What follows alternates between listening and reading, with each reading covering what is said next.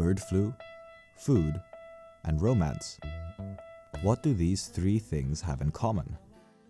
Unfortunately, for Aruna and her palate, not all that much. Ultimately, these three main themes end up garbling the identity of this film. Aruna and Her Palate, by director Edwin, is a feel-good movie about an epidemiologist that goes on a culinary trip while investigating a bird flu epidemic. Now, this isn't the most straightforward plot, especially once you try to squeeze in some romantic tension between the four main characters. Protagonist Aruna is sent by her Jakarta-based public health company to monitor bird flu outbreaks in several Indonesian cities.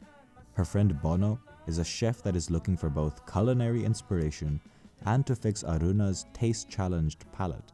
Together they experience local delicacies in each city while Aruna works. And they're joined by their food critic friend Nadezda and former work colleague Farish. As the quartet travel from city to city, they discover that there may be some corruption connecting these flu cases to public health officials. The scenes on traditional treats are really something to behold. Excellently shot and subtly serving as characterization for Aruna, they act as both a love letter to Indonesian food and as a plot device. However, mouth-watering scenes aren't enough to gel together the bird flu and romance subplots. The first half of the film is dominated by the culinary themes.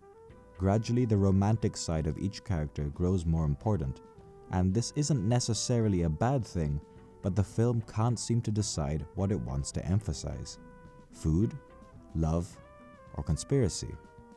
In the latter parts of the movie, the corruption behind the bird flu epidemic takes center stage.